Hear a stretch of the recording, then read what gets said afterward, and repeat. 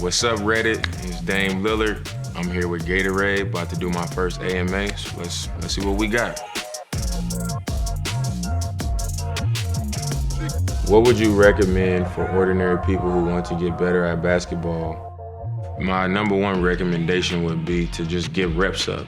I think anything that you do in life where you just get a lot of repetition and you work at it constantly, you'll naturally improve at it. For somebody that's obviously not doing it as a career, if you really care and you really want to get better, just find an hour or so, every day or every other day, find you a gym and just get a bunch of reps up. Just shoot the ball a lot. And I think you'll for sure see results. You'll notice that you get more comfortable and getting better at shooting the ball. So to me, that's the best route to go.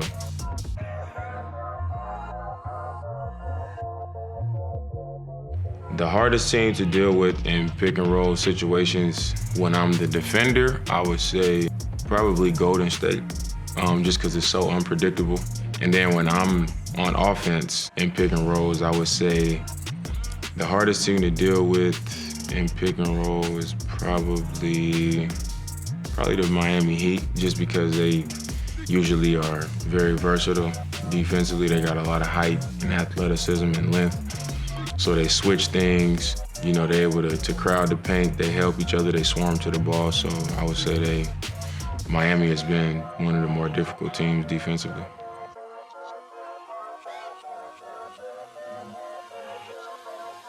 I would say I wouldn't say I play harder, but I would say I'm usually at my sharpest or trying to be at my best when I play against the Warriors. Maybe a little because they're, originally my hometown team, but because I have so many loved ones and, friends and family in the crowd that's there to see me play. And it only makes it better that since I've been in the league, the Warriors have been the best team in the league. So not only am I in front of the best challenge I'm gonna see, but to be facing that challenge in front of my family and friends who don't get to see me as often as they used to and don't get to see me play as often, obviously I'm gonna put forward my best foot and try to make a memory of it. So I guess the answer to the question is yes.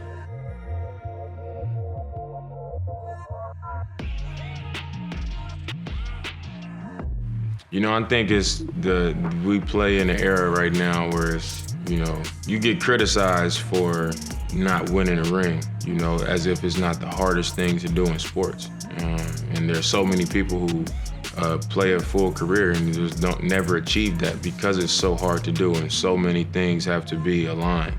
That's why people love and cherish that moment so much. And that's why we, do all the things that we do to have an opportunity at it, because it's such a hard thing to accomplish. So I don't believe in the ring or bust thing. I'm not a fan of that.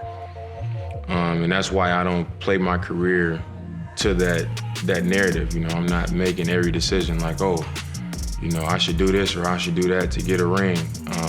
Because just knowing myself and knowing the way I feel in my heart and the way that I operate, I don't think it would be as fulfilling or as great of a feeling as I imagined it being if I felt like I got beside myself or stepped outside of myself to try to accomplish that.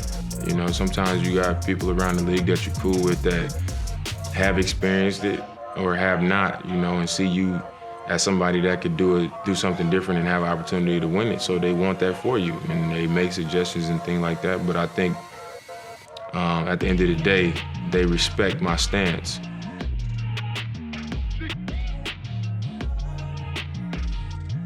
Honestly, is the only thing that I can remember going through my mind, and I think back to all those big moments is I'm imagining, success happening.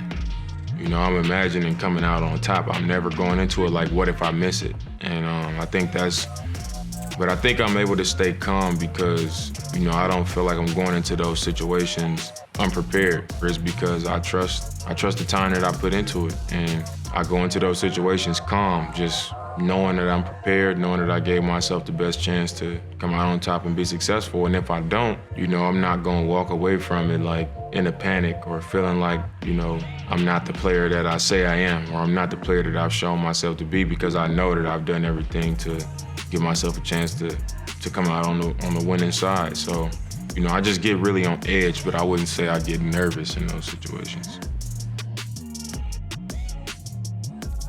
I would say my welcome to the NBA moment was my rookie year preseason game was at Phoenix, and Goran Dragic was the starting point guard for the Phoenix Suns. And I get out there, and he running off pick and rolls, making threes, he getting to the rim, and he was just killing me.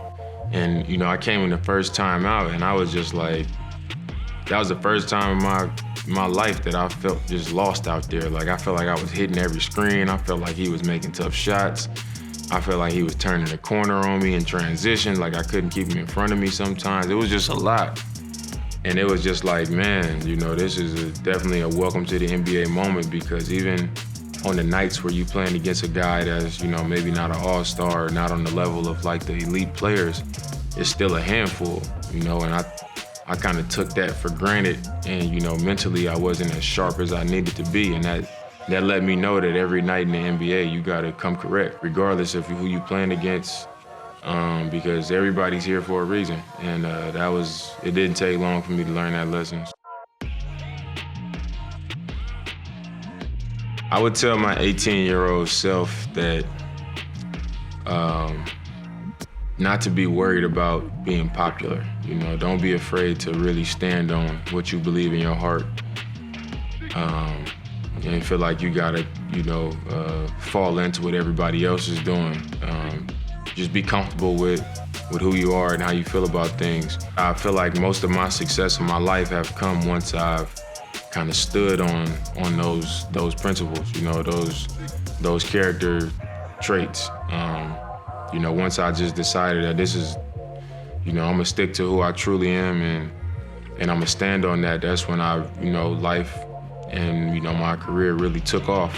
I feel like that goes hand in hand, and I wish I would have known that at an earlier age, because I always had it in me. I just didn't feel completely comfortable being that person that I truly was. You know, obviously as a younger man, and for women too, you want to be around your friends, and you being irresponsible and immature, and you messing around, but deep down sometimes you just know things that you aren't comfortable with, things you shouldn't be doing, what you should be doing, and things like that. And I would talk to my 18-year-old self and make that kid comfortable with being that person. I think one thing that I'm still learning is that it's okay to lean on gamesmanship. And when I say that, I mean, like, I've always played the game straight up. You know, I was always taught to play the game the right way. And even though I would see little, like, cracks in the game where I can manipulate certain situations and maybe take advantage of them, an example of that would be like flopping. Even though I'm not a flopper, it's like that's a, you know, opportunity, like, to maybe manipulate a referee or something like that. My favorite game winner was the one I made against the Thunder in the playoffs. One, because it won us a playoff series, a heated playoff series. Two, probably the biggest shot of my career at that point. And three, it gave me 50 points in that game. So I would say the game against OKC. My favorite flavor of Gatorade is Cool Blue.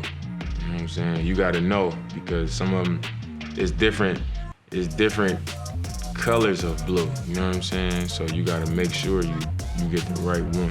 It's Cool Blue. And then one is like super dark, almost purple, and then it's Cool Blue. So it's the one. That's a wrap. Thank you to everybody on RNBA for the questions. Keep them coming. Hopefully we can do this again. Stay strong, man, and I wish you all greatness in your future. Thank you.